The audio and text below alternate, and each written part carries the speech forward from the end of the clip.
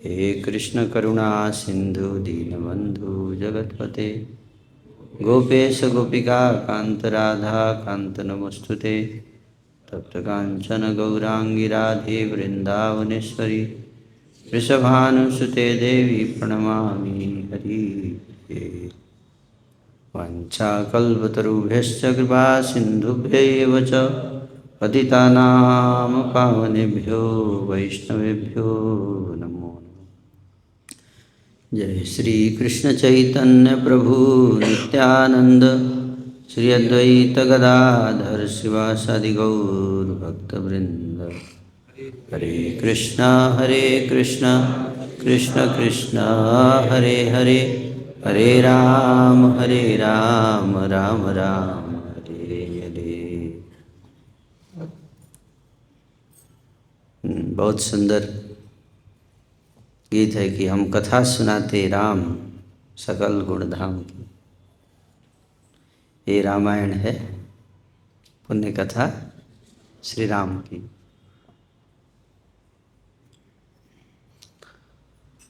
भगवान की कथा जो है वो हमारे हृदय को पवित्र करती है।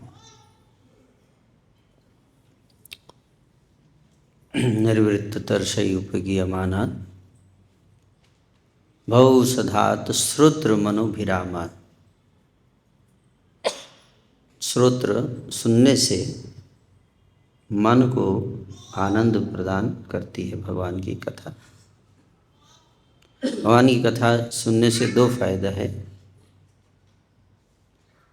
अगर इसको परंपरा सिस्टम में किया जाए तो उपगीयमानात् शब्द बता रहे हैं। उप मतलब गुरु शिष्य परंपरा के द्वारा, अपने मनगढ़ंत कथा नहीं। कई लोग मनगढ़ंत कथा करते हैं तो उससे इफेक्ट नहीं होता है ना। तो इसलिए उपगीय, गीय मतलब गाना। भगवान की कथा को गाया जाता है, कीर्ति का गान किया जाता है। कीर्तन का अर्थ है कीर्ति का गान। जब हम गायन करते हैं, गायन्ति गृणन्ति शृण्वन्ति गायन्ति गृणन्ति। गायन्ति मतलब गाया जाता है, यानी कि गृणन्ति साधव उपगीयमानात्। तो क्या होता है, इसका दो इफेक्ट। एक तो इफेक्ट है कि निर्वृत्त तरसई, तृष्णा से हृदय जो है वो निवृत्त हो जाता है। निवृत्त मतलब छुटकारा मिलता है। तृष्णा को इंग्लिश में हैंकरिंग कहते हैं। हैंकरिंग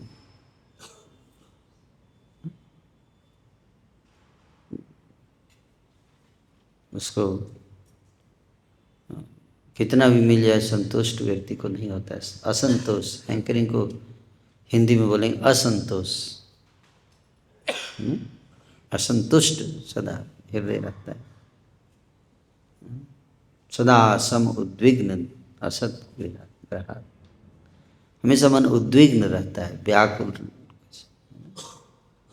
तृष्णा पाने की, ये भी पाना है वो भी पाना है। जैसे मॉल्स में गए तो ये भी खरीदना है वो भी खरीदना है, वो भी खरीदना है वो भी खरीदना, ये भी खरीदो वो भी खरीदो। ये कहते हैं तृष्णा, इसको बोलते हैं क्या, हैंकरिंग, है ना। और भगवान की कथा सुनने से ये जो हैंकरिंग, असंतोष है, ये समाप्त हो जाता है और संतोष प्रकट होता है। शांति, संतोष से ही शांति और सुख प्राप्त होता है। संतुष्ट है? तो पहला चीज है, भगवान की कथा सुनने से इतनी तृप्ति हो जाएगी, हृदय तृप्त हो जाता है। जो हमारी हाय हाय जिसको बोलते हैं, हाय हाय लगा रहता है, ये भी नहीं है वो नहीं है मेरे लाइफ में, ये भी नहीं है मेरे लाइफ में, हाय हाय खत्म हो जाएगा। और जो है उसी में मन संतुष्ट रहेगा। दाल रोटी खाओ, हरि के गुण गाओ, है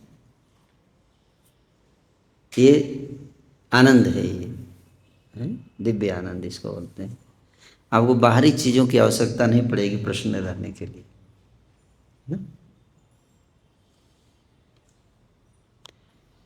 तो इसलिए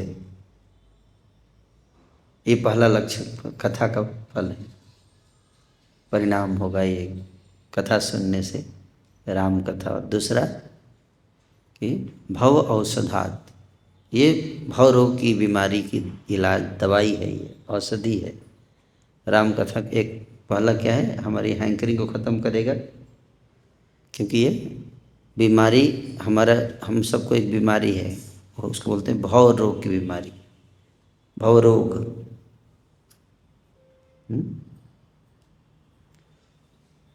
तो भव रोग की औषधि, भव औषधात्, बीमारी है। और जब बीमारी ठीक हो जाएगी तो क्या होगा, फिर उसके बाद श्रोत्र मनोभिरामत्, मन अभिरामत, अभिरामत मतलब बहुत आनंद अनुभव, दिव्य आनंद है। वो आनंद ऐसा है कि उसका एक हल्का सा ग्लिम्प्स भी अगर हृदय में प्रकट हो जाए, एक हल्की सी उस आनंद की हल्की सी किरण भी कभी आपके, कभी किसी समय भी एक हल्का भी आ जाए, तो आप इस संसार के दुखों से हमेशा के लिए मुक्त हो जाएंगे। वो आनंद, तो इसलिए कथाओं को श्रवण करना चाहिए। और हमारा इन कथाओं को श्रवण करने से हमारे हृदय की जो बीमारी है वो ठीक होती है। भव रोग जैसे काम, क्रोध, लोभ, कामादि खलदल गंजनम इति बदति तुलसीदास शंकर, शेष मुनि मन रंजनम।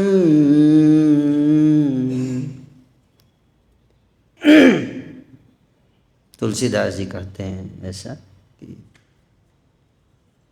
तुलसीदास, शंकर, शेष मुनि, जितने ऋषि मुनि, नारद जी हैं, शंकर जी हैं, शेष जी हैं, और मुनि, नारद मुनि, शिव सुख नारद। मुनि मन रंजनम, उनके मन का रंजन होता है। कौन है, कौन रंजन करते हैं, मन रंजनम, मनोरंजन कौन करते हैं, राम जी। जो उनके मन को रंजन, मन में रंजन करने वाले, मनोरंजन करने वाले, वो राम जी मम हृदय कंज, मेरे हृदय में भी प्रकट हो जाए। ये प्रार्थना है कि जो उनके मन में प्रकट हुए हैं और आनंद देते हैं, वही मेरे हृदय में भी अब प्रकट होंगे। तो क्या होगा, मम हृदय कंज, कंज मतलब कमल, मेरे हृदय रूपी कमल में आप निवास करो, निवास कीजिए, हैं। हे काम आदि खल दल गंजनम, खल दल, दल मतलब ग्रुप, अकेला नहीं है काम, काम के साथ उसकी पूरी फैमिली है। काम, क्रोध, लोभ, ईर्ष्या, द्वेष, अहंकार, मोह, दल, दल बोलते हैं जनता दल। काम दल, क्या एक पार्टी बनाया जाए, काम दल है, काम दल, काम खल दल पार्टी, काम खल दल पार्टी। एक्चुअली जितनी पार्टियां हैं उनको हम यही काम खलदल पार्टी ही बोलते हैं उसको, सब काम खलदल, चाहे बीजेपी चाहे कांग्रेस, सब क्या है, काम खलदल। इस पार्टियों को ख़त्म करना है? गंजनम, गंजनम मतलब खत्म, उसका गंजन कर देंगे। जैसे भक्तों को गंजा किया जाता है, गंजा मतलब साफ है।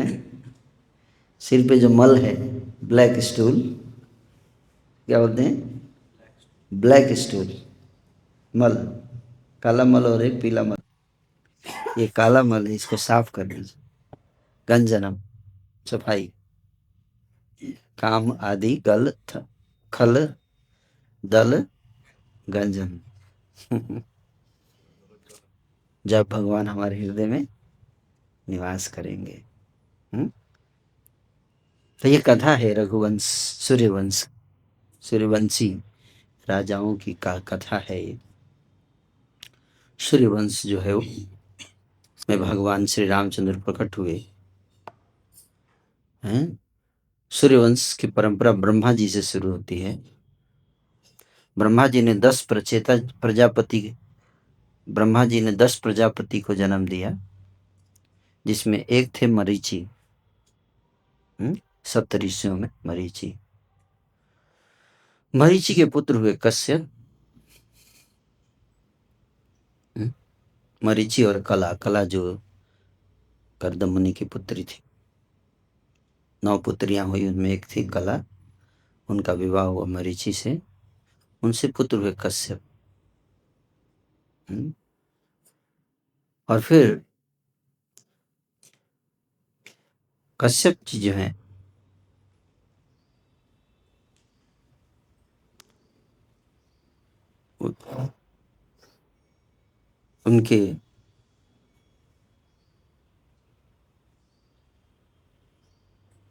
उनके पुत्र हुए, बता रहे कि his sons from Aditi, the sky goddess, and the daughter of Daksha Prajapati are called Adityas. Aditya, Aditi के पुत्र देवता बोले जाते हैं। तो दक्ष प्रजापति की पुत्री का नाम था अदिति। उनका विवाह हुआ कश्यप जी से। तो उनके पुत्र हुए आदित्य। आदित्य है ना, आदित्य कुल कितने पुत्र थे उनके? 12। अंश, आर्यमान, भग, धुति, मित्र, पूषा, शक्र, सवित्र, त्वस्त्र, वरुण, विष्णु और विवस्वान। किसके पुत्र? कश्यप जी के पत्नी। कश्यप जी की 13 पत्नियां थी, उसमें एक पत्नी है अदिति, उनसे 12 पुत्र हुए। उसमें सबसे लास्ट में हुए विवस्वान। और फिर विवस्वान, जिनको वैवस्वत मनु भी बाद में कहा जाता है। विवस्वान जिनके पुत्र हुए वैवस्वत मनु। कौन हुए? वैवस्वत मनु के पुत्र हुए इक्ष्वाकु। विवस्वान मनु विप्राह मनु इक्ष्वाकु वे। इक्ष्वाकु महाराज जिन्होंने अपनी राजधानी बसाई अयोध्या में। और फिर इक्ष्वाकु के पुत्र हुए विकुक्षी। विकुक्षी के पुत्र हुए ककुत्स्थ, या पुरंजय भी बोलते हैं उनको। ककुत्स्थ के पुत्र हुए अनरण्य। अनरण्य के पुत्र हुए पृथु। पृथु के पुत्र हुए विश्वगस्व। विश्वगस्व के पुत्र हुए चंद्र। चंद्र के पुत्र हुए जुवनाश्व। वनाश्व के पुत्र हुए श्रवस्त। श्रवस्त के पुत्र हुए बृहदस्व। बृहदस्व के पुत्र हुए कुवलस्व। कुवलस्व के पुत्र हुए दृढ़स्व। दृढ़स्व के पुत्र हुए प्रमोद। प्रमोद के हर्यस्व। हर्यस्व वन। उनके पुत्र हुए निकुंभ। निकुंभ के पुत्र हुए संतोस्व। उनके पुत्र हुए कृशास्व। कृशास्व के पुत्र हुए प्रसेनजित वन। उनके पुत्र हुए जुवनास्व 2। उनके पुत्र हुए मानधाता। मानधाता के पुत्र हुए अम्बरीश। अम्बरीश महाराज। हाँ, मानधाता के पुत्र हुए अम्बरीश महाराज। अम्बरीश के पुत्र हुए पुरु कुत्स या हरित भी बोलते हैं उनको, और हरित। उनके पुत्र हुए त्रिदस्यु। त्रदस्यु। त्रदस्यु के पुत्र हुए संभूत। संभूत के पुत्र हुए अनरण्य 2। उनके पुत्र हुए त्रसदस्व। त्रसदस्यु के पुत्र हुए हर्यश्वटु, उनके पुत्र हुए वसुमान, वसुमान के पुत्र हुए त्रिधन्व, त्रिधन्व के पुत्र हुए त्रयोरुण, ऋण के पुत्र हुए त्रिशंकु, त्रिशंकु के पुत्र हुए हरिश्चंद्र, हरिश्चंद्र के पुत्र हुए रोहितासु, रोहितासु के पुत्र हरित, हरित के पुत्र चंचु, चंचु के पुत्र विजय, विजय के पुत्र रुरुक, रुरुक के पुत्र वृक, वृक के पुत्र बाहु, असित, बाहु उनका नाम था असित, असित के पुत्र हुए सगर, सगर के पुत्र हुए असमंजस, सगर असमंजस के पुत्र अंशुमान, अंशुमान के पुत्र दिलीप वन, दिलीप वन के पुत्र हुए भागीरथ, भागीरथ के पुत्र हुए श्रुत, श्रुत के पुत्र हुए नाभाग, नाभाग के अम्बरीश, ये दूसरे अम्बरीश, अम्बरीश टू, इनके पुत्र हुए सिंधुद्वीप, सिंधुद्वीप के पुत्र हुए प्रतायु, प्रतायु के श्रुतपर्ण, सर्वकाम, सर्वकाम उनके पुत्र सुदास, सुदास के पुत्र सौदास, सौदास के पुत्र हुए सर्वकाम टू, उनके पुत्र अनरण्य थ्री, इनके पुत्र है निघ्न, निघ्न के पुत्र है रघु, रघुवन, रघुवन, रघु के पुत्र है दुलिदुह, दुलिदुह के पुत्र है खटवांग, खटवांग के पुत्र है रघु टू, जिनको दीर्घ बाहु भी बोलते हैं, रघु टू, और यही रघु टू जो हुए इन्हीं के नाम पे बना रघुवंश, है ना, रघुवंश इन्हीं के नाम पे है, रघु टू। रघु के पुत्र हुए अज, अज के पुत्र हुए दशरथ, और दशरथ के पुत्र हुए भगवान श्री राम। तो ब्रह्मा जी से प्रारंभ होके 67वां नंबर पर भगवान राम आए, 67th,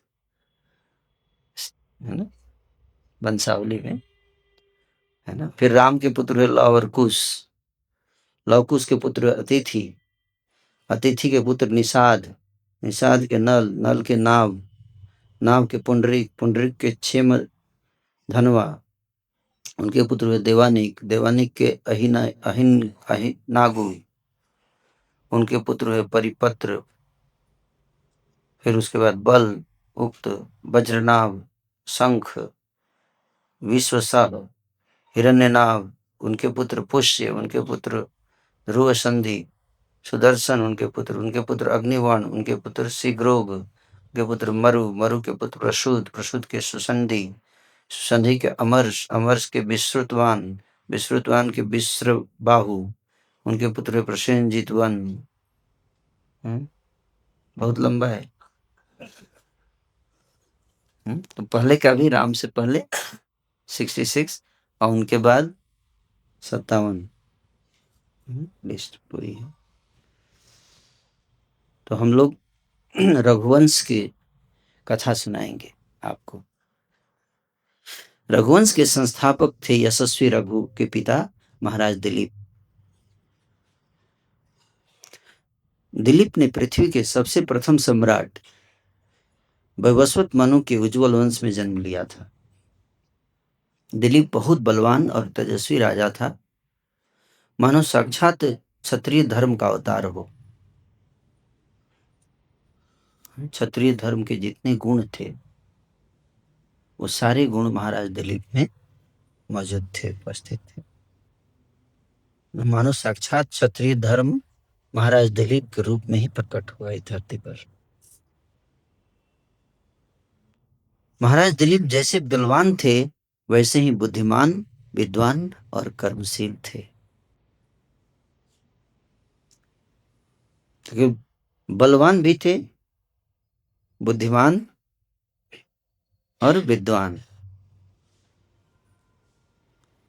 बुद्धिमान केवल होने से नहीं होगा, विद्या भी होना चाहिए।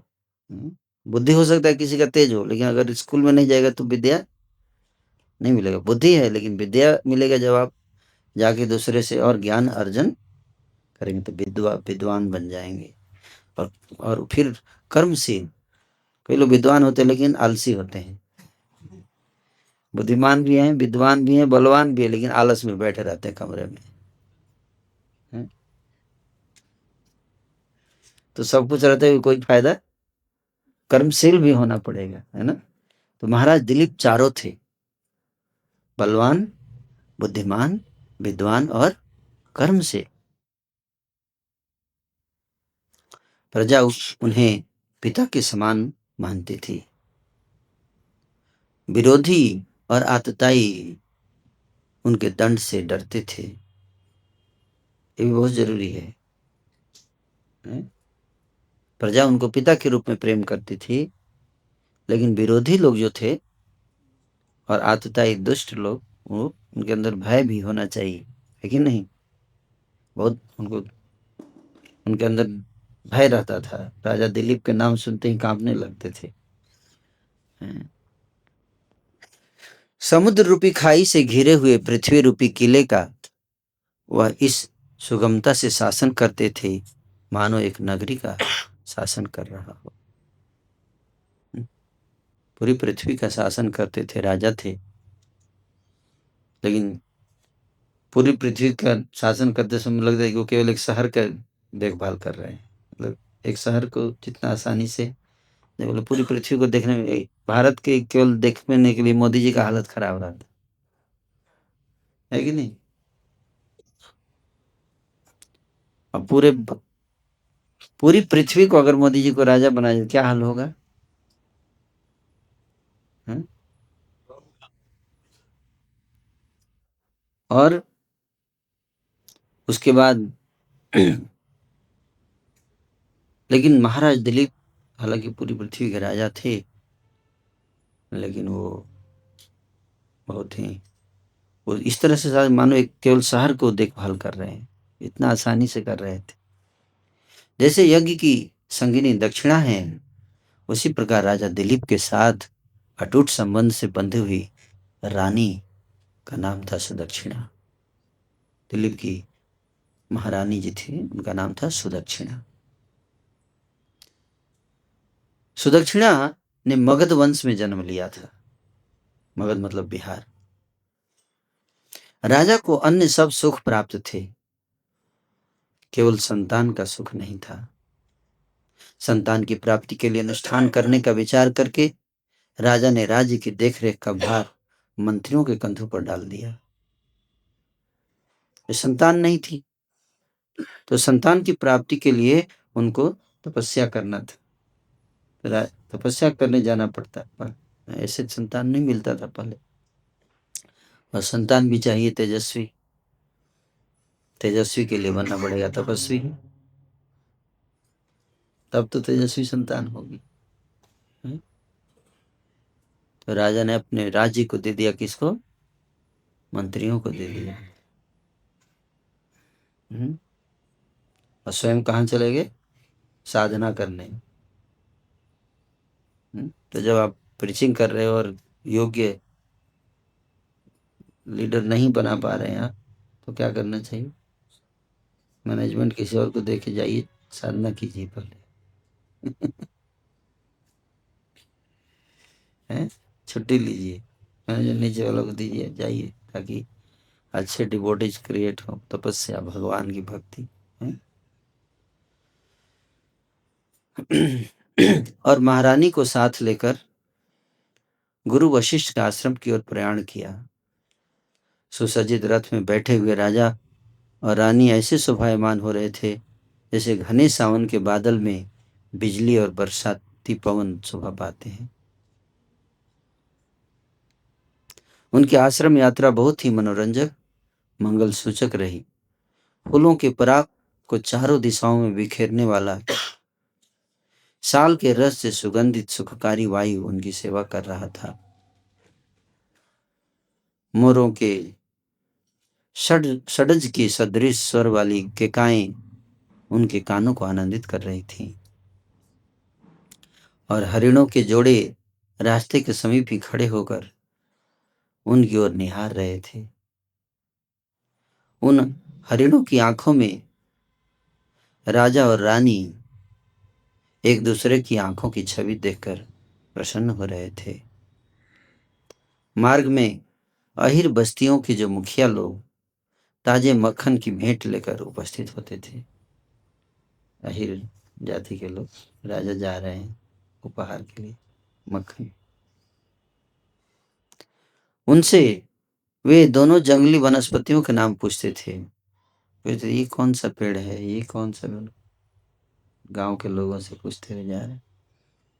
इस प्रकार मार्ग के सुंदर दृश्य देखते हुए महारानी सुदक्षिणा और महाराज दिलीप दिन छिपने के समय महर्षि वशिष्ठ के आश्रम में पहुंच गए। संध्या होते होते आश्रम में पहुंच गए। वशिष्ठ मुनि के आश्रम में उस समय संध्या काल की चहल पहल थी। तपस्वी लोग समिधा, कुशा और फल इकट्ठे करके जंगल से लौट रहे थे। समिधा मतलब यज्ञ में जो लकड़ी डाली जाती है, यज्ञ जब करते हैं तो यज्ञ की वेदी में लकड़ी डालते हैं, उसको समिधा बोलते हैं। और कुशा एक घास होता है जो जंगल में उगता है, उसको कुशा घास बोलते हैं। जैसे ऐसे बनाया जाता है, ये तो नहीं है कुशा, लेकिन ऐसा ही चटाई पतला पतला होता है कुशा। और फल लेकर तपस्वी लोग वापस लौट रहे थे जंगल से। ऋषि पत्नियों द्वारा बिखेरे हुए अन्न से खींची हुई मृगों की टोलियां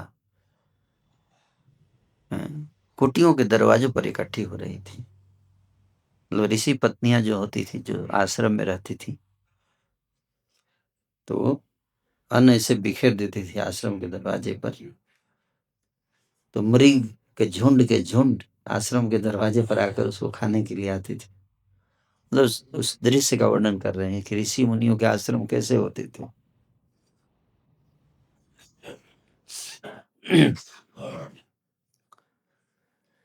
मुनि कन्याएं, जो ऋषि मुनि थे उनकी कन्याएं आश्रम वृक्षों को सींचकर दूर हट गई थी। आश्रम में जो वृक्ष होते थे उनको सींचने का ड्यूटी किसका था? मुनि कन्याओं का, ताकि पक्षी निर्भय होकर थामलों में से पानी पी सके। आप पानी डाल के हट जाना चाहिए, क्यों? ताकि अब पक्षी लोग आगे पिए। आप खड़े रहोगे तो नहीं पिएगा ना। है? अभी गर्मी का दिन आ रहा है, तो इसलिए मंदिर में अलग अलग जगह पे थोड़ा पानी रख देना चाहिए, पशु पक्षी अगर पिएंगे उनके लिए। तो पानी पी सके। होम से उठा हुआ धुआं बाहर से आने वाले अतिथियों को पवित्र कर रहा था। वैदिक संस्कृति का वर्णन कर रहे हैं। संस्कृति कैसी थी कि लोग पशु पक्षियों के लिए भी पानी रखते थे, खाना देते थे, है ना। आजकल लोग अपने लिए ही तरसते रहते हैं, दूसरे को क्या देंगे। आश्रम में पहुंचने पर राजा दिलीप ने सारथी को आज्ञा दी कि घोड़ों को आराम दो। मतलब घोड़े का भी केयर करना है।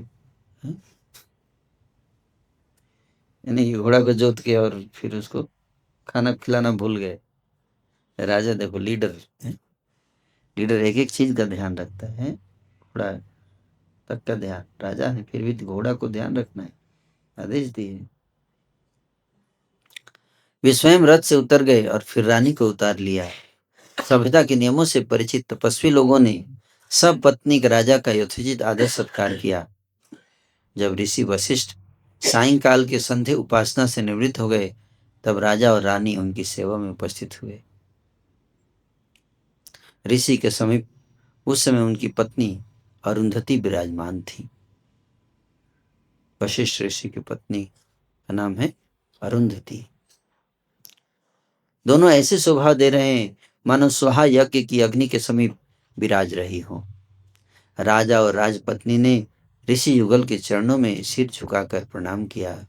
ऋषि युगल ने उन्हें आशीर्वाद दिया। ऋषि को जब यह संतोष हो गया कि अतिथि पूजा से राजयुगल की थकान उतर गई है, तब उन्होंने राज्य के कुशल क्षेम के संबंध में प्रश्न किए। यानी कि आते ही पूछने शुरू कर दी। पहले जो भी व्यक्ति आया उसको थोड़ा थका हुआ होगा, उसको थोड़ा आराम देना चाहिए उसको, भोजन देना चाहिए, थोड़ा विश्राम करे, स्नान करे, है ना। बात तो होती रहेगी संसार में। ये सब आचरण है, क्या है, कल्चर इसको बोलते हैं। ये सब क्या है, कल्चर। यानी कि तुरंत शुरू हो गए डिस्कशन, नहीं। जब आराम कर लिए, ऋषि ने देखा कि थकान मिट चुकी है, थका हुआ व्यक्ति से बात करेंगे तो उल्टा सीधा बोल देगा, है कि नहीं, गुस्सा आ जाएगा ना। तो विश्राम हो जाए थोड़ा बढ़िया से तब। राजा ने उत्तर दिया, हे गुरु, जब वशिष्ठ जी ने पूछा कि सब ठीक तो है अयोध्या में, आपका राज्य सब ठीक से चल रहा है? तो राजा ने उत्तर दिया, कौन राजा है? दिलीप, राजा दिलीप। राजा दिलीप ने कहा, हे गुरु, आपके प्रसाद से राज्य में सब कुशल है। आपके मंत्र बल ने मेरे तीरों को व्यर्थ सा सिद्ध कर दिया है। आपके यज्ञों में अग्निकुंड में डाला हुआ हवि मेघों से जल बनकर बरस जाता है, जिससे सदा सुभिक्ष बना रहता है। बोले आप यज्ञ करते हो तो इसके कारण मेरे राज्य में हर तरह खुशहाली खुशहाली है। मेरी प्रजा 100 साल तक जीवित रहती है और निर्भय होकर रहती है। जल्दी नहीं मरते लोग। तो राजा ऐसा होना चाहिए कि उसके राज्य में लोग निर्भय हों, लंबी आयु के हों। यह आपके ब्रह्म तेज का ही फल है। ये नहीं बोले कि देखो मैं इतने अच्छे से एडमिनिस्ट्रेशन संभाल रहा हूँ महाराज गुरु जी, कि मतलब आपको टेंशन लेने की जरूरत नहीं है।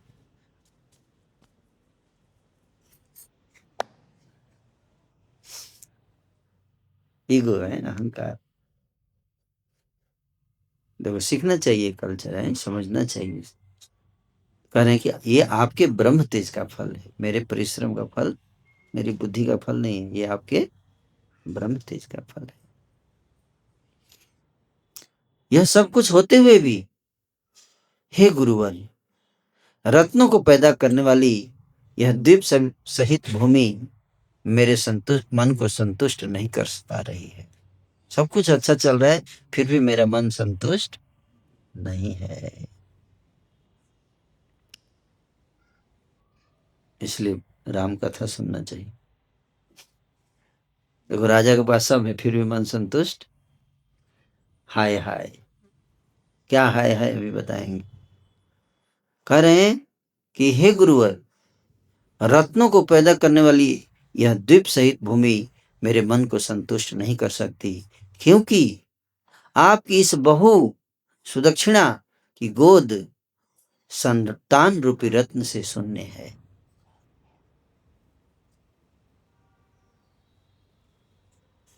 भविष्य में कुल की लता को कटता हुआ देखकर मेरे पूर्व पुरुष अवश्य परम दुखी होते होंगे कि कोई संतान नहीं हुई तो रघुकुल सूर्य कुल कैसे आगे बढ़ेगा, सूर्य वंश। सारे पूर्वज हमारे दुखी होते होंगे। और मेरी अर्पित जलांजलि उनके मुख में जाने से पूर्व ही चिंता के निश्वासों से कुछ गर्म हो जाती होगी, जैसे स्नान रहित हाथी को चुभने वाला खूंटा कष्ट देता है। संतान न होने से पितृ ऋण का संताप मुझे उसी प्रकार तपा रहा है। हे तात, जिस विधि से मैं पितृ ऋण से मुक्त हो सकूं वह कीजिए। इक्ष्वाकु वंश के लोग प्रत्येक कठिनाई की नदी को आपके विधान से ही पार करते रहे हैं। तो गुरु भी देखिए ऐसा होना चाहिए। वैसे इससे इक्ष्वाकु वंश में जब भी कोई कठिनाई आई तो राजा लोग कहाँ जाते थे? गुरु वशिष्ठ के पास जाते थे। बता रहे कि आपकी कृपा से जब भी हमारे वंश में कठिनाई आई वो दूर हो गई। राजा के वचन सुन ऋषि क्षण भर आंखें मूंद कर ध्यान में मग्न रहे। बोले कि संतान नहीं तो ऐसे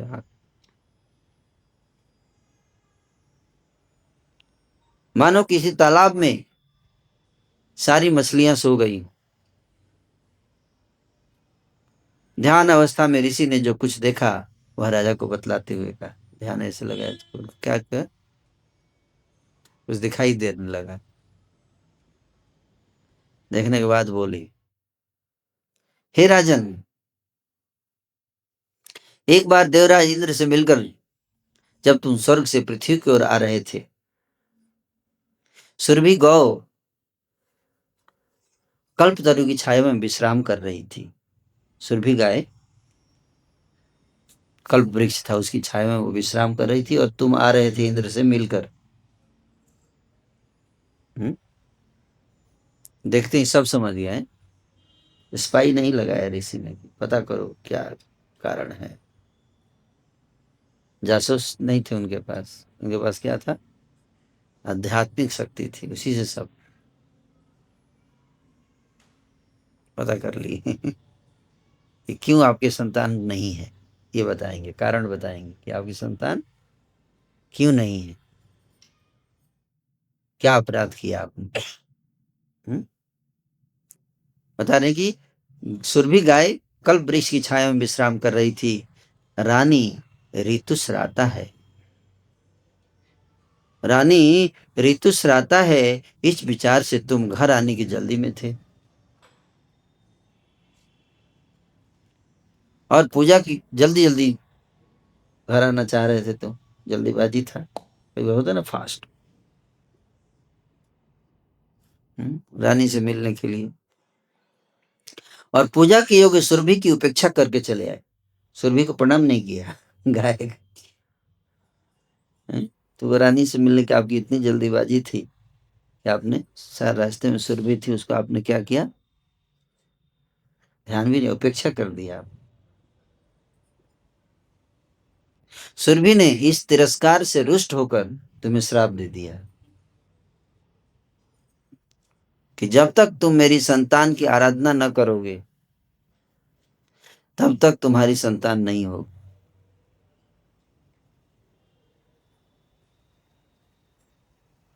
आकाश गंगा के ठाठे मारते हुए जल प्रवाह में दिग्गज स्नान कर रहे थे, जिनके शोर के कारण सुरभि का साप तुमने सुना नहीं। हाथी लोग स्नान कर रहे थे, जोर जोर से आवाज आ रहा था, इसलिए सुरभि ने जब श्राप दिया तो तुम्हें सुनाई नहीं दिया और न तुम्हारे सारथी ने सुना।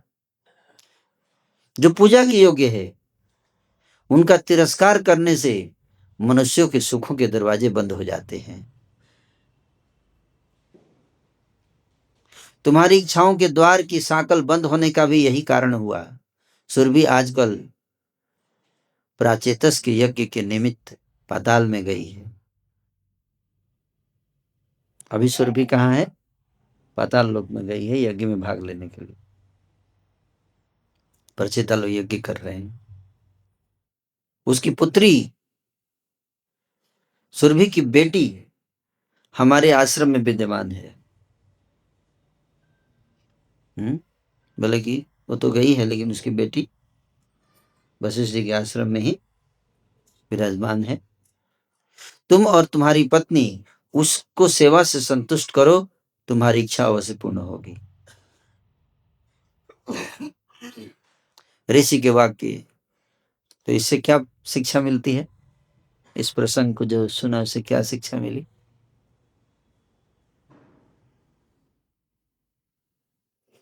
हम्म कौन बताएंगे, बताइए।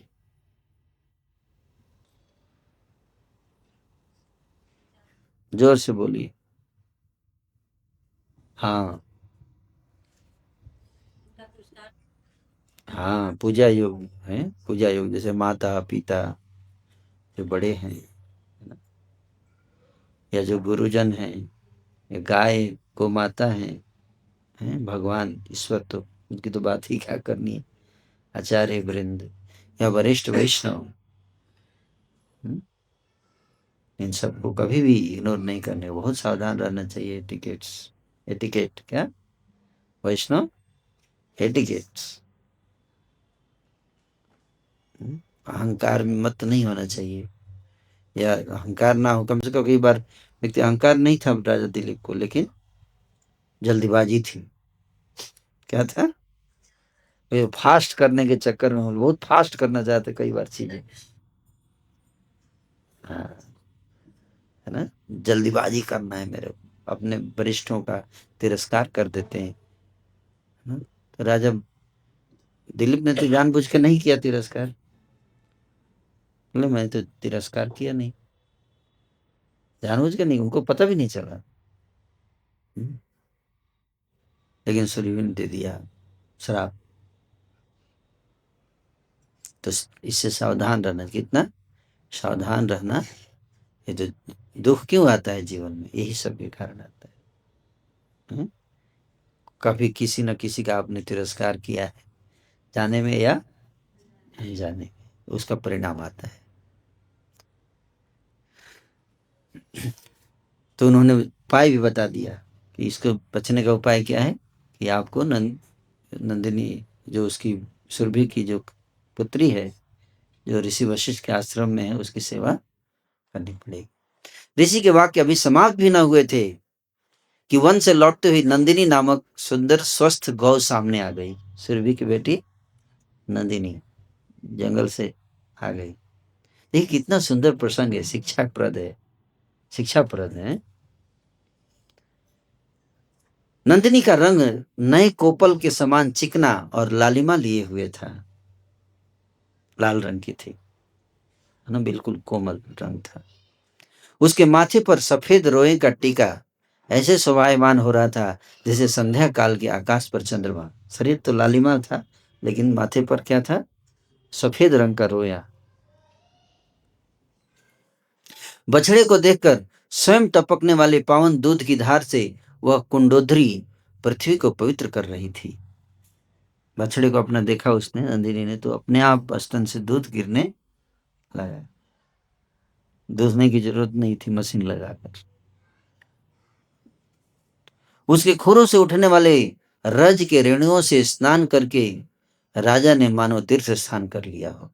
दौड़ के आ रही थी तो धूल उड़ रहा था, रज रेणु, धूल उड़ रहा था उस राजा के शरीर पे आके, है ना। गाय का गोधूली जिसको बोलते हैं ना, गोधूली, गाय के चरणों की खुर से जो धूल उड़ता है, तो गुड़गांव में कहाँ वो धूल? धूल है ही नहीं तो उड़ेगा कहां से? ना गाय है ना धूल। ये सबसे बड़ी भूल है, सारी समस्या की मूल है।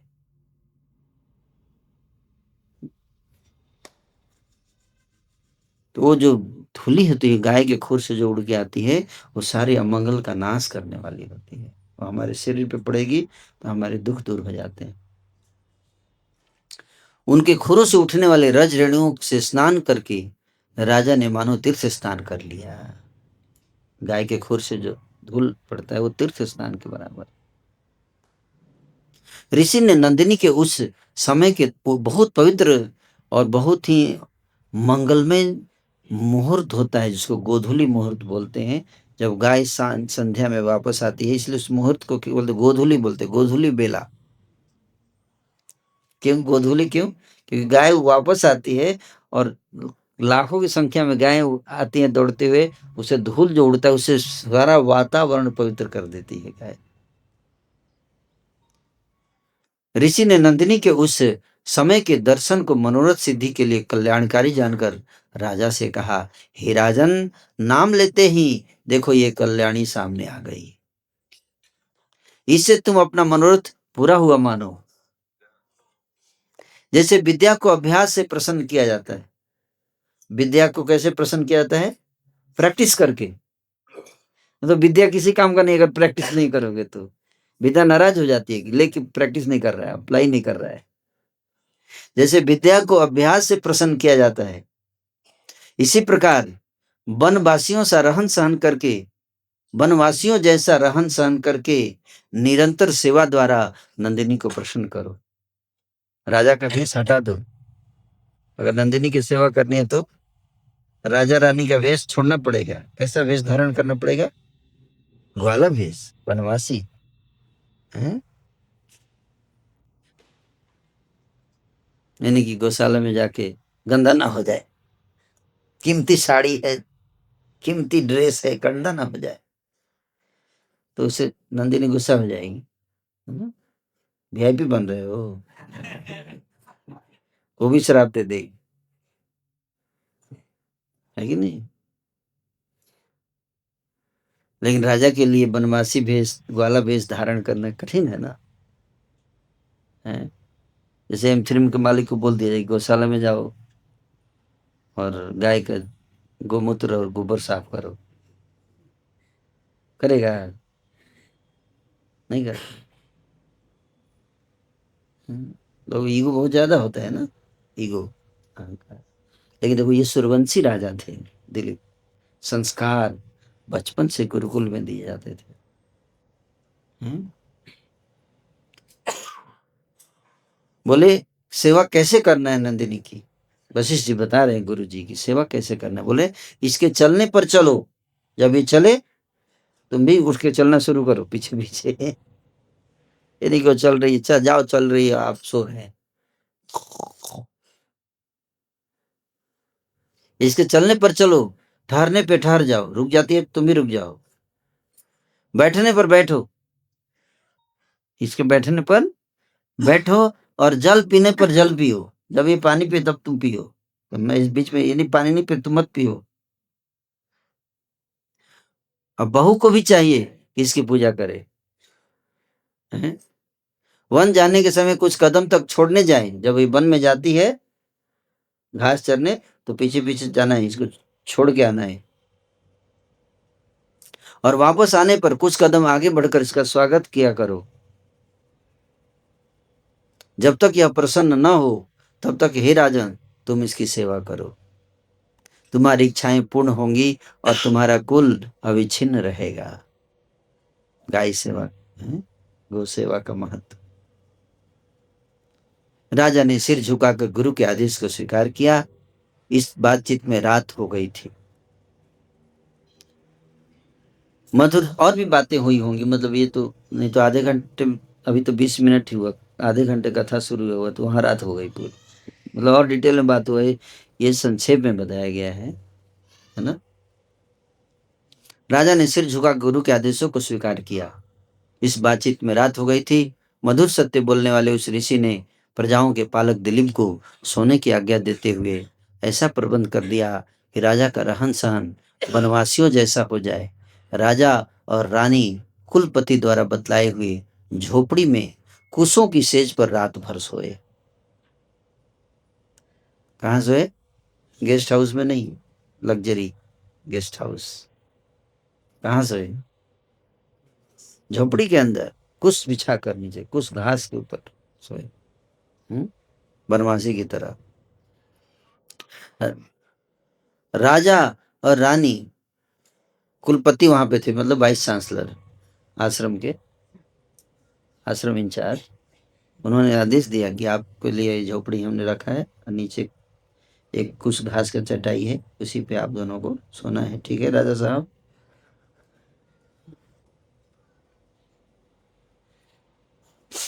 प्रातः काल होने पर आश्रम के छात्रों के वेद पाठ से उनकी नींद खुल गई। ब्रह्मचारी लोग वेद पाठ शुरू कर दिया सुबह सुबह उठ के अपना, तो उनकी नींद खुल गई।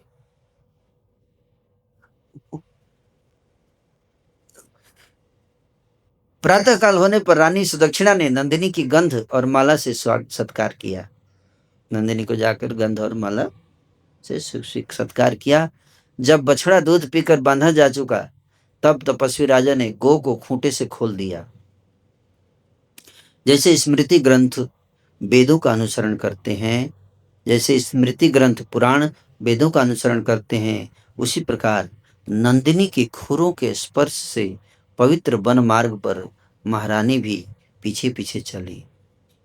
दयावान राजा ने पत्नी को वन जाने से रोककर नंदिनी की रक्षा का बोझ अपने कंधों पर लिया। रानी पीछे जा रही थी, राजा ने पत्नी को रोका कि आप वन में मत जाओ, मैं जाऊंगा।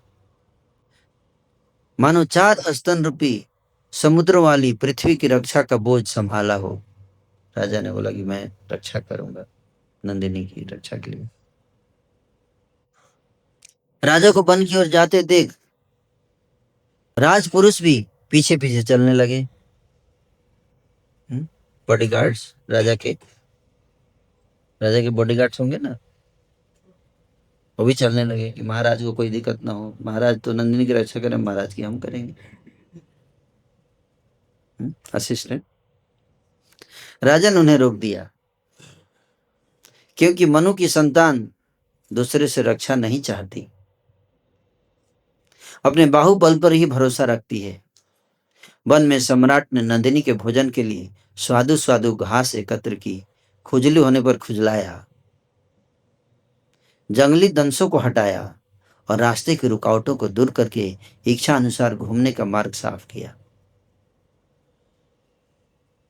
जब नंदिनी ठहरती तब राजा भी ठहर जाता, जब वो चलती तो राजा चलने लगती, जब नंदिनी बैठ जाती राजा बैठ जाता, जब वह जल पीती तब जलपान करता। इस प्रकार राजा छाया के समान उसके साथ साथ चलता था। ये सेवा है। हम देखते हैं हमारे असिस्टेंट रहता है, बुलाने पर भी नहीं आएगा, भागा रहता है, इधर उधर अपना बैठा रहता है। मैं मजाक कर रहा हूँ।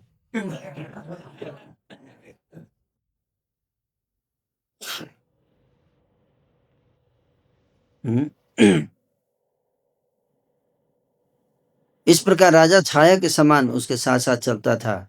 जैसे जब गजराज के कपोलों से मदन चू रहा हो, तब भी डील डॉल के कारण उसकी गजराजता का अनुमान लगाया जा सकता है। उसी प्रकार सब राजसी ठाट का परित्याग कर देने पर भी चेहरे के तेज से राजा का राजपन साफ साफ झलक रहा था। लताओं से केसों का जूड़ा बांधे हुए मुनि वेश में वह नरपति, लताओं से ही केसों का जूड़ा बांधे हुए थे, लता से, है ना, ऐसे जूड़ा बना के बनवासी जैसा वेश। मुनि की होम धेनु की रक्षा के बहाने हिंसक जंतुओं को नियंत्रण में लाने के लिए जंगल में घूम रहा था। सब सेवकों का विसर्जन कर देने के कारण बिल्कुल एकाकी वह वरुण देवता के समान ओजस्वी राजा जिस मार्ग से निकला था, उसके दोनों ओर लगे वृक्ष चहचहाते पक्षियों के शब्दों से उस राजा की जय जयकार करते थे। वृक्षों पर चढ़ी हुई कोमल लताएं पवन रूपी हाथों से अग्नि समान तेजस्वी दिलीप पर पुष्प वर्षा कर रही थी, मानो नगर की कन्याएं अपने घरों की अटारियों से लाजों की वर्षा कर रही हों। खोखले बांसों में तार स्वर से गूंजते हुए पवन की ध्वनि द्वारा वन देवता उन राजा का यश गान कर रहे थे।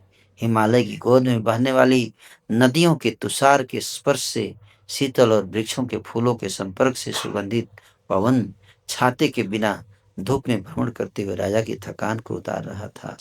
दिन व्यतीत हो जाने पर अपने परिभ्रमण से दिशाओं को पवित्र करके कोपल के समान तांबे जैसी रंग वाली संध्या और मुनि की गो घर की ओर लौटी, जिसके दूध से देवता, पितृगण और अतिथियों को संतुष्ट किया जाता था। राजा उस पवित्र गाय के पीछे पीछे चला। नंदिनी पीछे चलने वाले राजा से ऐसे शोभायमान हो रही थी जैसे श्रद्धा विधि पूर्वक किए गए अनुष्ठान से शोभायमान होती है। श्रद्धा श्रद्धा कैसे शोभायमान होती है? विधि पूर्वक यज्ञ करने से मतलब श्रद्धा की शोभा बढ़ती। उस समय जंगली सुअर जोहड़ों में से निकल रहे थे, मयूर अपने डेरों की ओर जा रहे थे और हरिणी दिन के भ्रमण से लौटकर हरे मैदानों में विश्राम कर रहे थे। दूध से भरे हुए स्तनों के कारण नंदिनी और शरीर के विशाल डील डौल के कारण राजा दिलीप दोनों ही ऐसे शानदार चाल चल रहे थे कि आश्रम के मार्ग की शोभा 10 गुनी हो गई थी। वशिष्ठ की गौ के पीछे पीछे आते हुए भरता को रानी अत्यंत प्यासे नेत्रों से देर तक एकटक निहारती रही। गाय के पीछे आ रहे थे राजा, शाम हो गई थी जब वापस आए तो रानी पूरे दिन के बाद देख रही है अपने पति को। आगे राजा, पीछे रानी और बीच में नंदिनी आश्रम में इस क्रम से जब वे तीनों पहुंचे तो ऐसा प्रतीत होता था मानो दिन और रात के मध्य में संध्या पधार रही हो। ठिकाने पर पहुंचकर सुदक्षिणा ने अक्षतों का पात्र हाथ में लेकर नंदिनी की प्रदक्षिणा की, फिर प्रणाम किया और अंत में फल सिद्धि के द्वार के सदृश श्रृंगों के मध्य स्थान की पूजा की। नंदिनी बछड़े के लिए उत्सुक थी, तो भी उसने शांत भाव से पूजा ग्रहण कर ली। इससे राजा रानी बहुत प्रसन्न हुए। भक्तिपूर्वक उपासित हुए प्रार्थियों के प्रति ऐसे पावन व्यक्तियों की प्रसन्नता के चिन्ह पहले ही प्रकट हो जाते हैं। इसी प्रकार राजा की दिनचर्या चलने लगी।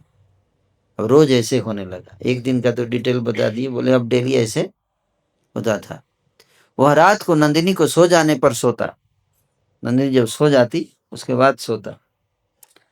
प्रातः उठने पर उठता, जब नंदिनी उठती उसके साथ उठता। दिन चढ़ने पर नंदिनी के पीछे पीछे धनुष हाथ में लेकर जंगल जाता। सम्राट और सम्राज्ञी को यह व्रत पालन करते हुए 21 दिन व्यतीत हो गए। कितना? 21 दिन। एक दिन नंदिनी अपने सेवक के भाव की परीक्षा करने के लिए, नंदिनी सोची कि थोड़ा टेस्ट लेती हूँ राजा है, सेवक के भाव की परीक्षा करने के लिए गंगा के प्रपात के समीप हरे हरे घास से सुशोभित हिमालय की गुफा में घुस गई। गंगा जी बह रही थी हिमालय, गुफा में घुस गई जाकर घास चरते चरते। कोई हिंसक प्राणी भी मुनि की यज्ञ धेनु का कुछ नहीं बिगाड़ सकता। इतनी पावरफुल है कि हिंसक प्राणी नंदिनी का कुछ नहीं बिगाड़ सकता। इस भावना से राजा बिल्कुल निश्चिंत था और पर्वत की शोभा निहार रहा था कि एक शेर ने धेनु को धर दबाया। मुझे जब क्या आ गया, शेर आ गया और उसने नंदिनी को पकड़ लिया। राजा सोचे दिव्य नंदिनी इसको क्या, हिंसक पशु क्या कर लेंगे, थोड़े रिलैक्स थे। उसका आर्तनाद, वो चिल्लाने लगी है ना, धेनु चिल्लाने लगी, आर्तनाद जोर जोर से पुकारने लगे, हाँ करने लगे। गुफा से प्रतिध्वनित होकर गूंज उठा, जिसने हिमालय में लगे हुई राजा की दृष्टि को मानो रासों से पकड़कर अपनी ओर खींच लिया। धनुर्धारी दिलीप ने देखा कि उस पाटल गौ के समीप केसरी शेर खड़ा है। मानो तांबे के रंग की चट्टान पर लोध्र का पेड़ खिला हुआ हो। शेर के समान चाल वाले राजा के मन में शेर के इस अभिनय से अत्यंत ग्लानि उत्पन्न हुई और उसका हाथ स्वभाव से तोड़ील से तीर निकालने के लिए बढ़ा, परंतु राजा ने दुख और आश्चर्य से अनुभव किया कि उसकी दायां हाथ नख की प्रभा से रंगे हुए तीर की केरी पर पहुंचकर रुक गया। ऐसा गतिहीन हो गया मानो किसी चित्र का अंग हो। क्रोध से बढ़े हुए फणियर सांप की जो दशा मंत्र और औषधि द्वारा काटने की शक्ति को रोक देने पर हो जाती है, भुजा के शक्तिहीन हो जाने पर राजा की वही दशा होगी। हाथ ऐसे जाम हो गया, ऐसे जाम हो गया हाथ। वो भड़के हुए तेज से अंदर ही अंदर जलने लगा। अब क्या करे? बलिष्ठ हाथ से के रुक जाने के कारण क्रोध और आश्चर्य में पड़े हुए राजा के आश्चर्य को और बढ़ाता हुआ सिंह मनुष्य की भाषा में बात करने लगा। शेर जो है वो बात करने लगा। इससे और राजा का आश्चर्य और बढ़ गया। आश्चर्य भाई, शेर भी बात कर रहा है। हे राजन, अपना हाथ तोड़ी से हटा लो, शेर ऐसे बोला। यदि तुम तीर चला दोगे तो भी वह यहां व्यर्थ ही जाएगा, मेरे ऊपर तीर का कोई प्रभाव नहीं पड़ेगा। जो वायु को का झोंका पेड़ को जड़ से उखाड़ कर फेंक देता है, वह चट्टान से टकरा कर व्यर्थ हो जाता है। तुम मुझे साधारण शेर मत समझो। कैलाश पर्वत के समान सफेद वृषभ पर बैठने के समय भगवान शंकर मेरी पीठ को पादयान बनाकर पवित्र करते हैं। भगवान शिव का वो शेर था। नंदी पे चढ़ने के लिए हम लोग नहीं स्टेयर्स बनाते हैं ना, स्टेप बनाते हैं ताकि स्टेज पे चढ़े। भगवान शिव जो है वो शेर को रखते हैं, उसके ऊपर पहले पैर रखते हैं, फिर उससे नंदी पे चढ़ते हैं। बोलते हो जो शेर जो पैर रख के शिव जी चढ़ते हैं, वही शेर मैं हूँ, मेरे को साधारण शेर मत समझो, शिव जी का शेर हूँ। और मेरा नाम कुंभोदर है। क्या नाम है? हाँ, शिव जी का जो शेर है उसका नाम कुंभोदर है। मैं भगवान का सेवक हूं। यह जो देवदारू का वृक्ष सामने दिखाई दे रहा है ना, देवदारू का, इसे मेरे स्वामी ने अपना बच्चा माना हुआ है। माता पार्वती ने सोने के कलश से पानी देकर इसे पाला है, जैसे छाती के दूध में से बच्चे को पाला जाता है। एक बार एक जंगली हाथी ने पीठ खुजलाकर उसकी छाल उतार दी थी। किसकी छाल? देवदार के पेड़ की। उससे मां को ऐसा दुख हुआ मानो सेनापति कुमार को असुरों के अस्त्रों ने घायल कर दिया हो। तभी से स्वामी ने मुझे इस वृक्ष की रखवाली पर नियुक्त कर दिया है। शिव जी ने बोला है तुम इसकी रक्षा करो, पार्वती जी को दोबारा दुख नहीं होना चाहिए ऐसा। और यह नियम बना दिया है कि जो शिकार यहाँ स्वयं आ जाए उसी से अपना पेट भरता रहो। जैसे राहु को तृप्ति के लिए चंद्रमा का अमृत प्राप्त होता है, आज परमेश्वर ने उसी प्रकार मेरी भूख का निवारण करने के लिए यह बलि भेजने की कृपा की है। हे राजन, जिसकी रक्षा करनी हो, यदि यत्र करने पर भी शस्त्रों से उसकी रक्षा ना हो सके तो अस्त्रधारी को दोष नहीं दिया जा सकता। तुम लज्जा मत करो, तुम संकोच मत करो, तुम्हारा कोई दोष नहीं है, क्योंकि तुमने तो प्रयास किया ही इसकी रक्षा करने का। अब तुम्हारा हाथ ही काम नहीं कर रहे तो क्या करोगे?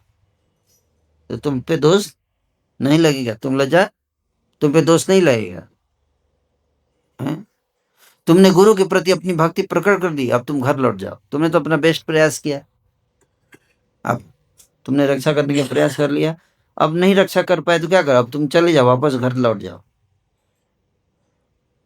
महाराज ने जब पशुओं के सम्राट के प्रगल्भ वचनों से यह जाना कि भगवान शंकर के प्रभाव ने उसके हाथों और शस्त्रों की शक्ति को छीण कर दिया।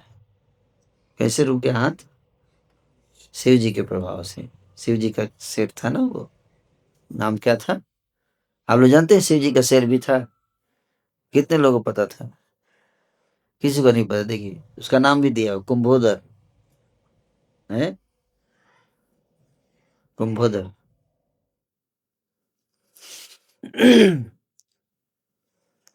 तो उस तो उसके मन में अपने प्रति जो ग्लानि का भाव उत्पन्न हुआ था वो हल्का हो गया। राजा ने शेर से कहा, हे मृगेंद्र, मेरा हाथ शंकर के प्रभाव से रुक गया है। इस कारण से मैं जो कुछ कहना चाहता हूं उसे सुनकर शायद तुम हंस पड़ोगे, परंतु तुम तो प्राणियों के मन की बात भी जानते हो, तब कहने में ही क्या हानि है? सृष्टि की रचना, रक्षा और संहार करने वाले भगवान के सामने मैं सिर झुकाता हूं,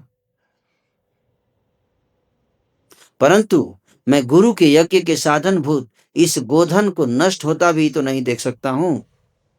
गुरु ने आज्ञा दिया है सेवा करने का, इसको मैं मरते हुए कैसे देख सकता हूं? सो हे बन के स्वामी, अपनी भूख को मेरे शरीर से निवृत्ति कर लो। क्या बोले? तुमको भूख लगी है तो मेरे को खा लो।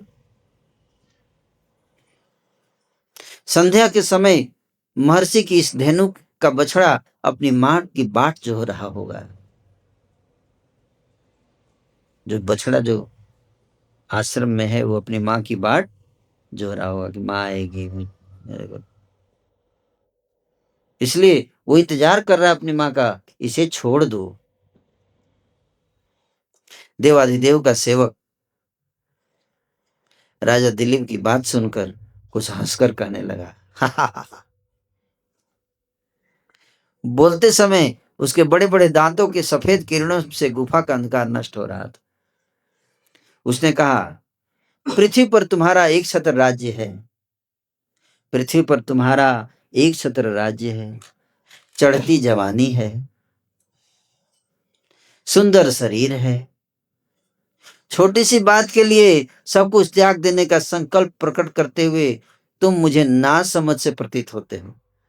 एक गाय के लिए तुम अपना शरीर नष्ट करना चाहते हो, नासमझ। कौन बोल रहा है?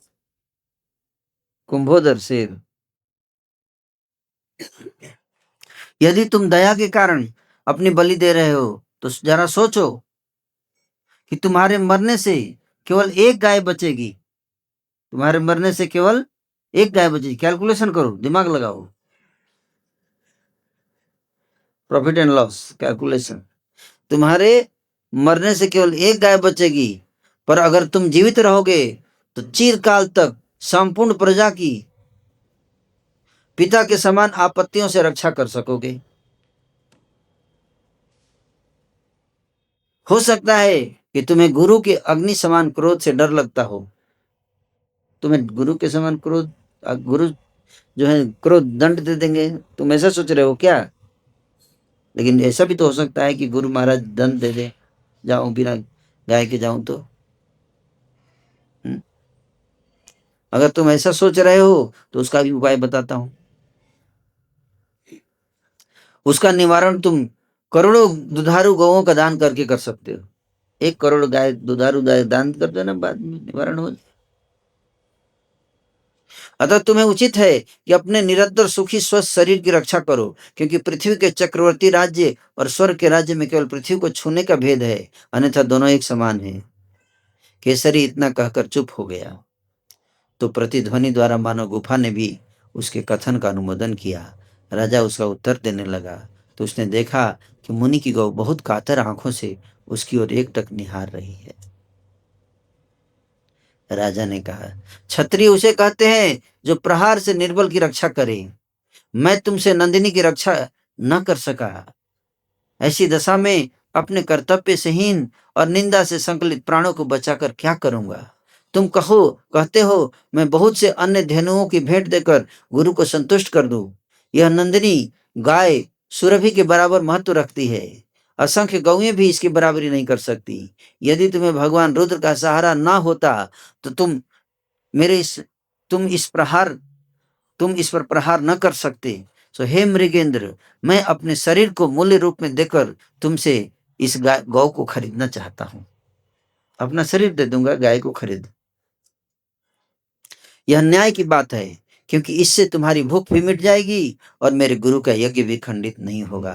तुम ही सोचकर देखो, भगवान की आज्ञा को मानकर तुम प्राणपण से इस देवदारू के पेड़ की रक्षा कर रहे हो। क्या इसी प्रकार गुरु के यज्ञ धेनु की रक्षा में जीवन की बाजी लगा देना मेरा कर्तव्य नहीं है? मेरे जैसे व्यक्ति धर्म के सामने अपने हाड़ चमड़ी के पिंड का कोई दाम नहीं है, नहीं समझते। यदि तुम्हारे हृदय में मेरे प्रति दया का भाव उत्पन्न हुआ है तो उसका प्रभाव मेरे यश रूपी शरीर की ओर प्रवाहित करो। सज्जनों की मैत्री का जन्म आपस की बातचीत से ही हो जाता है। वह हम दोनों में हो चुका है। इस कारण हे भगवान शंकर के सेवक, मेरी पहली इच्छा का तिरस्कार ना करो। मुझे कलेवा बनाकर ऋषि की धेनु को छोड़ दो। सिंह ने उत्तर में कहा, बहुत अच्छा, बहुत अच्छा। उस समय राजा ने अनुभव किया कि उसके हाथों पर जो प्रतिबंध लगा था वो हट गया। राजा ने अपने हथियार रख दिए और मांस के पिंड के समान अपने निश्चित शरीर को बलिदान के लिए शेर के सामने रख दिया। प्रजाओं के पिता के समान सम्राट दिलीप सिर नीचा करके सिंह के आक्रमण की प्रतीक्षा करने लगे। राजा ने आश्चर्य से देखा कि स्वर्ग के देवता ऊपर से राजा पर पुष्पों की वर्षा करने लगे। क्या करने लगे? पुष्पों की वर्षा। कौन? स्वर्ग के देवता। पास हो गया ना परीक्षा।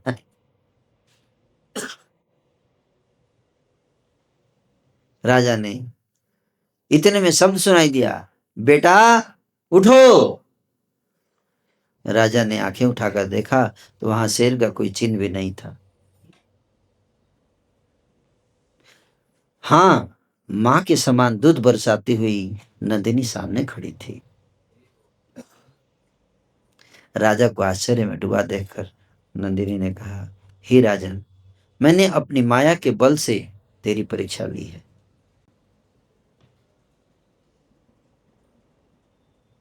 अन्यथा ऋषि के प्रभाव से मुझ पर तो यमराज भी आक्रमण नहीं कर सकता। साधारण हिंसक पशुओं की तो बिसात ही क्या है। तूने अपने गुरु के प्रति भक्ति और मेरे प्रति दया के भाव से मुझे प्रसन्न कर लिया है। किससे? गुरु की भक्ति और गाय के प्रति दया। हे पुत्र, तू यथेष्ट वर मांग। मैं केवल दूध नहीं देती, मैं कामनाओं की पूर्ति भी करती हूं। नंदिनी के इन वचनों से आश्वासन पाकर राजा ने शक्ति द्वारा वीरता का यश फैलाने वाले अपने हाथों को जोड़कर नंदिनी को प्रणाम किया और वर मांगा कि सुदक्षिणा की कोख से वंश का संस्थापक पुत्र रत्न उत्पन्न हो। ऐसा ही होगा। यह आशीर्वाद देकर नंदिनी ने राजा को आदेश दिया कि पत्ते के दोनों में लेकर मेरा दूध पियो। बोले पत्ते का दोना बनाओ और उसमें मेरा दूध लेकर पियो, तुम्हारी कामना पूरी होगी।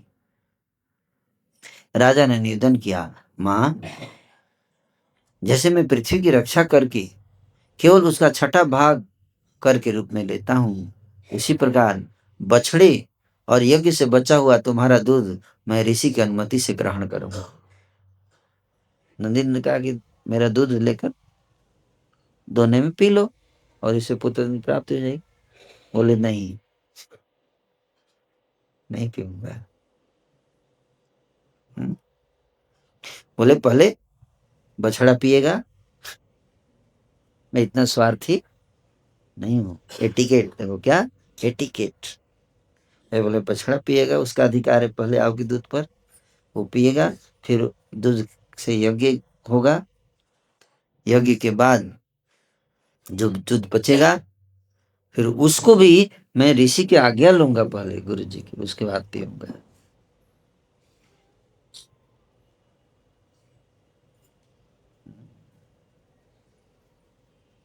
इसलिए रघुवंशी राजा है, क्या है? ट्रेनिंग है, ये देखो ट्रेनिंग है?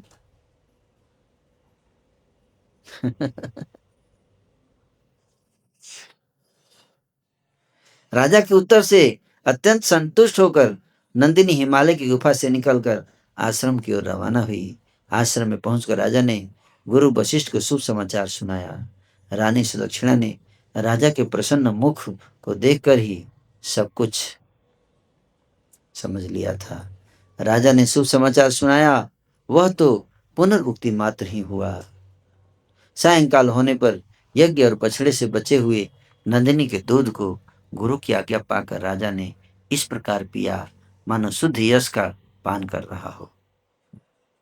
दूसरे दिन प्रातःकाल ऋषि ने राज दंपति को आशीर्वाद देकर विधि पूर्वक विदाई दी। परीक्षा भी हो गई, पढ़ाई भी हो गई है, और रिजल्ट भी निकल गया और नौकरी भी लग गई। अब वापस जाओ। दोनों ने पहले यज्ञ अग्नि की, दोनों ने पहले यज्ञ अग्नि की, फिर गुरु की, फिर अरुंधति सहित गुरु अरुंधति सहित गुरु वशिष्ठ की, और अंत में बछड़े समेत नंदिनी की प्रदक्षिणा की। प्रदक्षिणा है सब एटिकेट है। क्या है? एटिकेट। मैंने ठीक है, चले चले चले। पहले तो कथा से बीच से उठ के चल देते हैं, कुछ एटिकेट पता नहीं। अपने पूर्ण हुए मनोरथ के समान विघ्न रहित और शुभकारी रथ से वे दोनों घर की ओर चले। जैसे अमावस्या के अनंतर अंतरिक्ष में फिर से दिखाई देने वाले औषधियों के स्वामी चंद्र का दर्शन किया जाता है। चिरकाल के पश्चात प्रजाओं की भलाई के लिए की गई तपस्या से कुशकाय दिलीप के रूप का प्रजाजनों ने उसी प्रकार प्यासे नेत्रों से पान किया और झंडियों से राजधानी को सजाकर अभिनंदन किया राजा दिलीप का। महाराज सिंहासन आरूढ़ होकर समुद्र मेखला पृथ्वी का शासन करने लगे।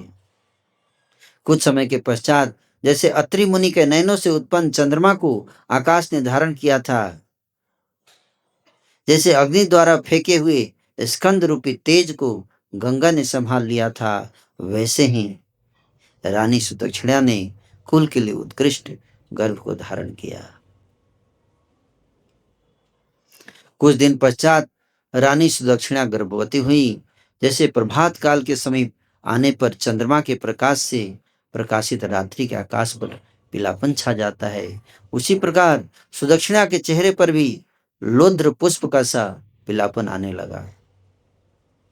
ग्रीष्म ऋतु के सूखे हुए तालाब की मिट्टी की वर्षा की बूंदों से जो सुगंध उत्पन्न होती है,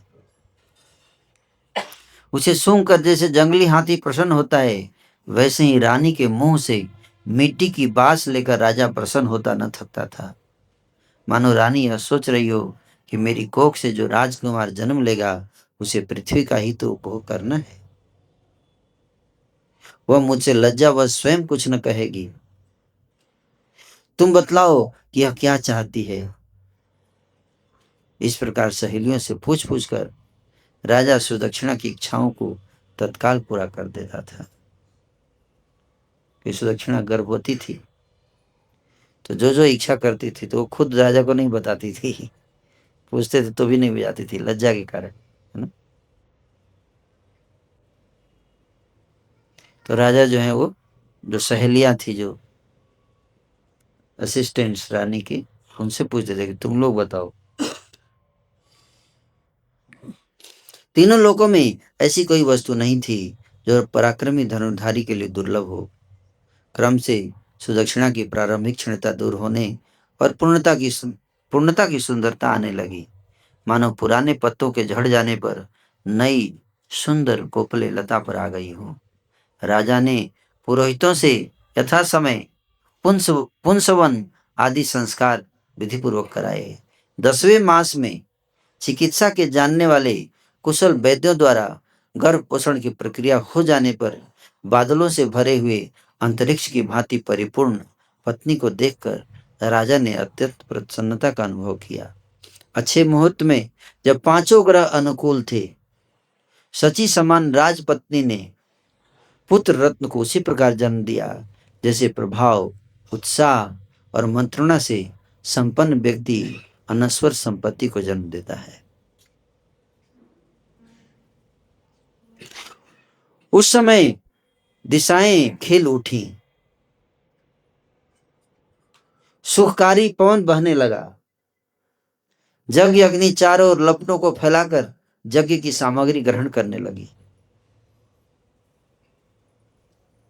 इस प्रकार उस क्षण में सभी कुछ कल्याण की सूचना देने लगा। ऐसे महापुरुषों का जन्म संसार के लिए ही होता है। जन्म तो बहुत लोग लेते हैं इस संसार में, लेकिन ऐसा महापुरुष आया है।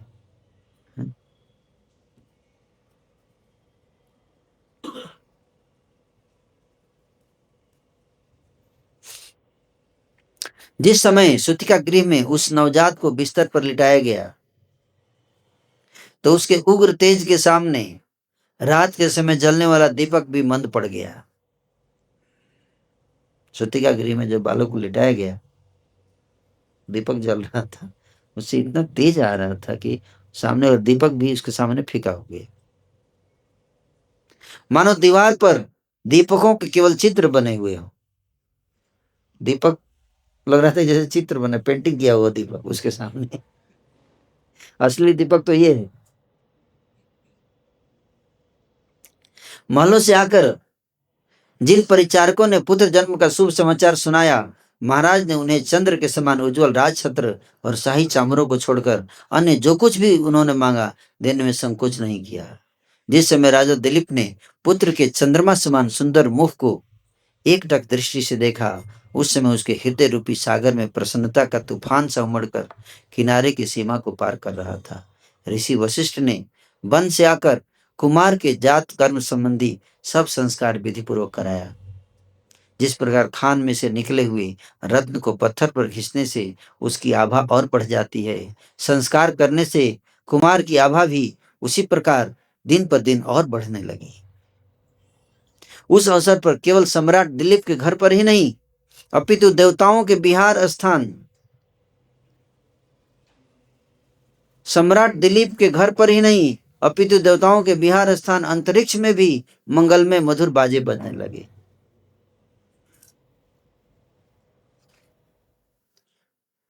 अप्सराएं प्रसन्नता से नृत्य करने लगी। प्रायः राजा लोग ऐसे उत्सवों पर कैदियों को छोड़ देते हैं, पर उसके राज्य में तो कोई कैदी था ही नहीं। हाँ, वह स्वयं ही अपने पूर्व पुरुषों के विद्यमान पितृ ऋण से मुक्त हो गया। रघु, रघु शब्द का अर्थ है जाने वाला। रघु शब्द का अर्थ क्या है? जाने वाला। यह बालक विद्यारूपी समुद्र को पार करे, यह बालक विद्यारूपी समुद्र को पार करे और शत्रुओं के अंत तक जा पहुंचे। विद्या को समुद्र से तुलना किया गया, इसका कोई अंत नहीं। उस विद्या को भी, जिसका कोई अंत नहीं, उसको भी पार करेगा, मतलब इतना ज्यादा विद्वान होगा। और शत्रुओं का समुद्र, शत्रु समुद्र की तरफ भी शत्रु आ जाए उसको भी पार कर जाएगा, इतना पावरफुल होगा। इसलिए जाने वाला, जाने वाला मतलब समुद्र को पार जाने वाला, उस समुद्र के पार जाने वाला, समुद्र के समान शत्रु उसके ऊपर पार चला जाएगा, इतना, इसलिए रघु नाम पड़ा। इसी संकल्प से राजा ने उसका नाम रघु रखा। जिस प्रकार शिव और पार्वती कुमार के जन्म से, जिस प्रकार शिव और पार्वती कुमार के जन्म से, कौन कुमार? कार्तिकेय। इंद्र और शची जयंत के जन्म से प्रसन्न हुए थे, जिस प्रकार दिलीप और सुदक्षिणा भी रघु के जन्म से उसी प्रकार प्रसन्न हुए। उन दोनों का चकवा चकवी का सा हार्दिक प्रेम, जो पहले ही बहुत गहरा था, सुदक्षिणा और दिलीप का प्रेम बहुत गहरा था, पुत्र में एकत्र होकर वो प्रेम और भी गहरा हो गया। रघु चंद्रमा की कलाओं की भांति प्रतिदिन वृद्धि पाने लगा। पहले वह धाय की उंगली पकड़कर चलने लगा और उसके अनुकरण में शब्द बोलने लगा। रघु माँ धाय माँ की उंगली पकड़ के चलता है, वो जैसे पढ़ाती पढ़ता है। फिर अपने समान आयु वाले अमात्य पुत्रों के साथ मिलकर लिपि सीखने लगा। जैसे नदी रूपी मुख से अनेक प्रकार के पदार्थ समुद्र में पहुंच जाते हैं, उसी प्रकार लिपि द्वारा रघु ने भी विद्या रूपी महासमुद्र में प्रवेश किया। कुछ समय पीछे उसका यज्ञ उपवित संस्कार हुआ, जिसके पश्चात गुरुजनों ने उसे विधि पूर्वक शिक्षा देना आरंभ किया। रघु ने बड़े परिश्रम से अध्ययन किया। जैसे सूर्य अपनी किरणों के बल से चारों दिशाओं को पार कर लेता है, वैसे रघु ने भी बुद्धि बल से समुद्र के समान विस्तीर्ण चारों दिशाओं को पार कर लिया। अस्त्र शिक्षा तो उसने अपने पिता से ही प्राप्त की। ब्रह्मचारियों की योग्य मृगछाला पहनकर वह पिता से ही शस्त्र विद्या सीखता था, क्योंकि उसका पिता केवल पृथ्वी का प्रमुख शासक ही नहीं था, वह सर्वोत्कृष्ट धनुषधारी भी था। धीरे धीरे रघु के बचपन से यौवन फूटने लगा, जिससे उसका शरीर सुंदर और गंभीर दिखाई देने लगा, मानो बछड़ा विशाल बैल की पदवी को छू रहा हो, मानो हाथी का बच्चा गजराज के रूप में परिणत हो रहा हो। समय अनुकूल देखकर राजा ने रघु का दीक्षांत संस्कार किया और विधि पूर्वक विवाह कर दिया। अब तो रघु की कलाएं प्रतिदिन बढ़ने लगी। जब उसका जवानी से भरा हुआ शरीर, लंबे और बलिष्ठ बाहु, उभरे हुए कंधे और विशाल वक्षस्थल दृष्टिगोचर होते थे, तब दिलीप का शरीर छोटा प्रतीत होने लगता था। परंतु जब रघु की आंखों पर दृष्टि पड़ती थी, तब वे पिता के सामने सदा झुकी हुई दिखाई देती थी। उनका शरीर पिता से भी विशाल। लेकिन जब पिता उसको देखते थे तो झुक जाते थे, है ना। मतलब हो सकता है कि हम अपने पिता से ज्यादा पावरफुल हो जाएं, लेकिन उनके सामने जाके झुक जाना।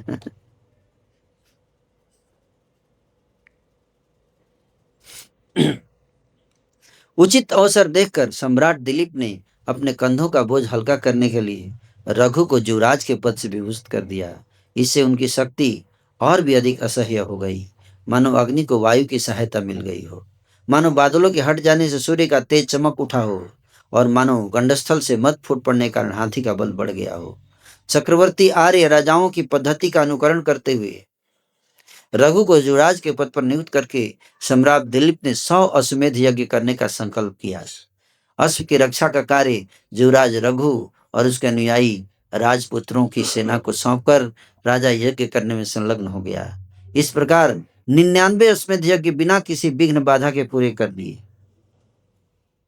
99 का चक्कर आ गया, देखिए। जब 100वीं बार अश्वमेध यज्ञ का घोड़ा दिग्विजय के लिए निकला तो युवराज और उसके धनुर्धारियों ने आश्चर्य से देखा कि अकस्मात उनके सामने से घोड़ा लुप्त हो गया है।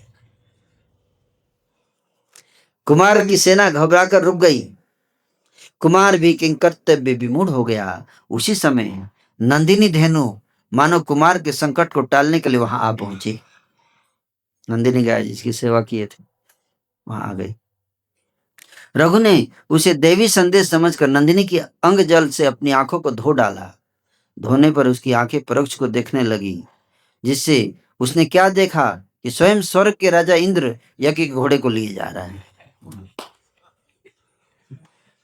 घोड़ा बार बार छूटने की चेष्टा कर रहा है और इंद्र का सारथी उसे रोक रहा है।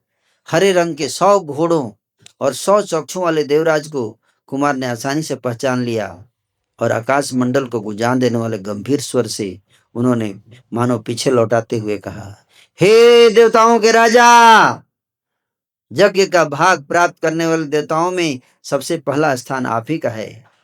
मेरे पिता निरंतर यज्ञ करने में संलग्न हैं। आश्चर्य की बात है कि आप ही उसमें विघ्नकारी हो रहे हो।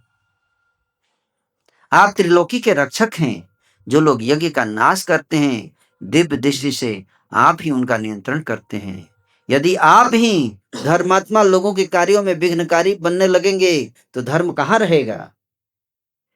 इस कारण भगवान यज्ञों के अंग इस अश्व को आप छोड़ दीजिए। मनुष्यों के वेद मार्ग दिखलाने वाले आप जैसे महानुभावों को मलिन मार्ग पर नहीं चलना चाहिए। रघु के इस प्रगल्भ वचन को सुनकर देवराज ने अपने रथ को लौटा दिया और उत्तर दिया, हे राजपुत्र, तुमने जो बात कही वह ठीक ही है, परंतु यशस्वी पुरुषों को अपने यश की रक्षा भी तो करनी चाहिए।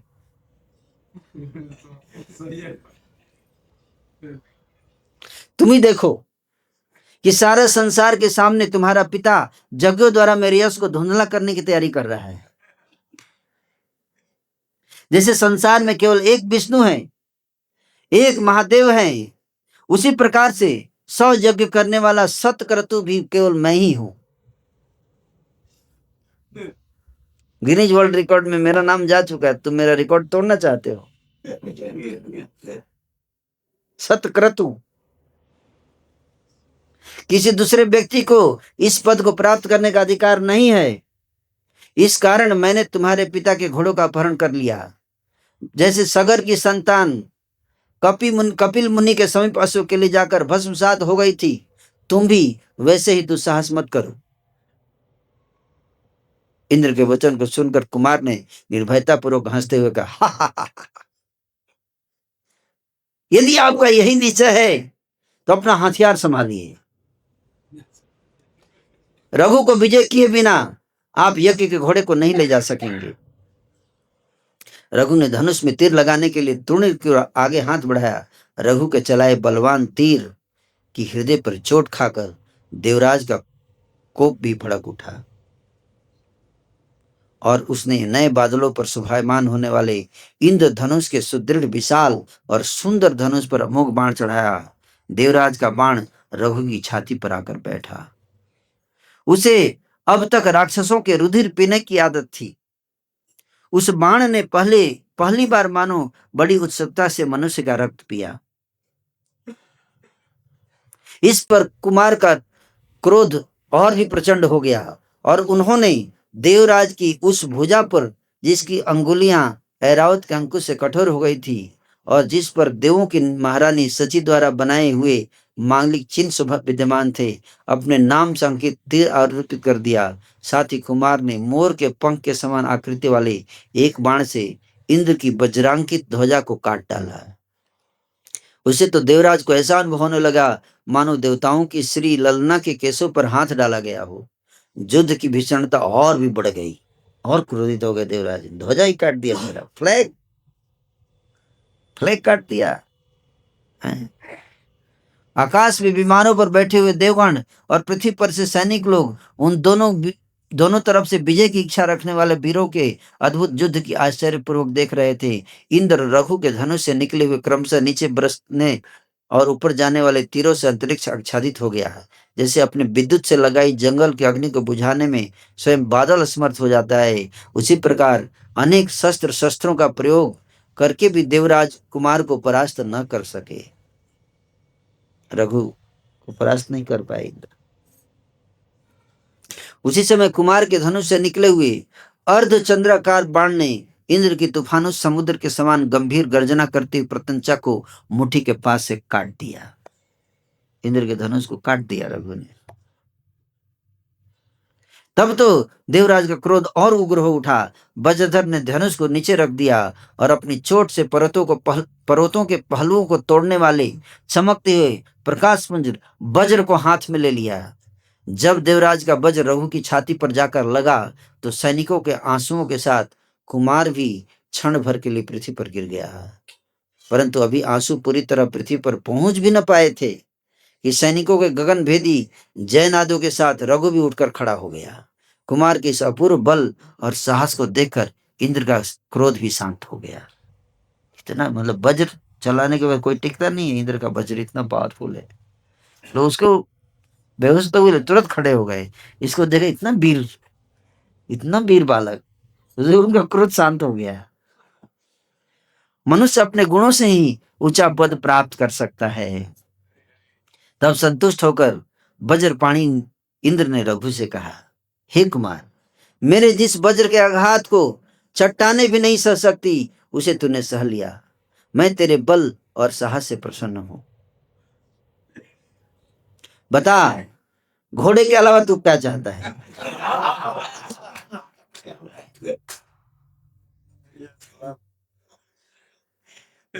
उस समय रघु का हाथ तुणीर पर था, जिसमें से सुनहरी नोक वाला बाण आधा निकल चुका था और इसकी फलक से कुमार की उंगलियां सुनहरी हो रही थी।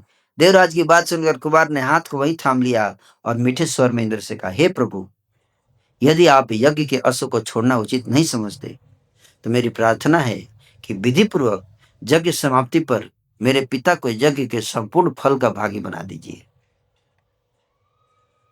ताकि अश्व के न लौटने पर भी यज्ञ सर्वांग संपन्न समझा जाए। ये विन विन सोल्यूशन इसको बोलते हैं। क्या विन विन?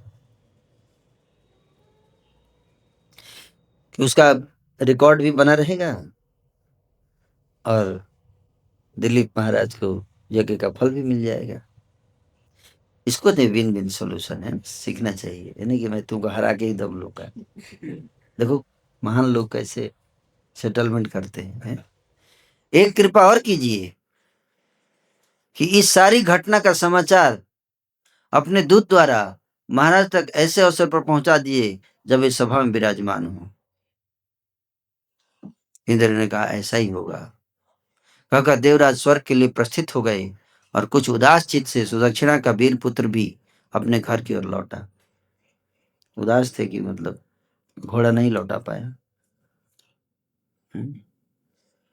महाराज को सब समाचार इंद्र के दूत से प्राप्त हो चुके थे। इंद्र के दूत जाके एडवांस में सब बता दिया।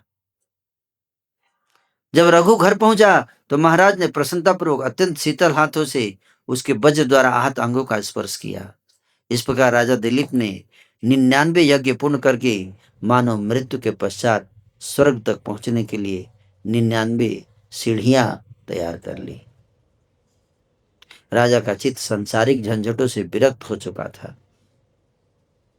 रघुकुल की मर्यादा के अनुसार दिलीप ने अपने छत्र और चामर वीर पुत्र को सौंप दिए और देवी सुदक्षिणा को साथ ले तपोवन के वृक्षों के शीतल और शांत छाया का आश्रय लिया। मतलब वानप्रस्थ आश्रम में चले गए।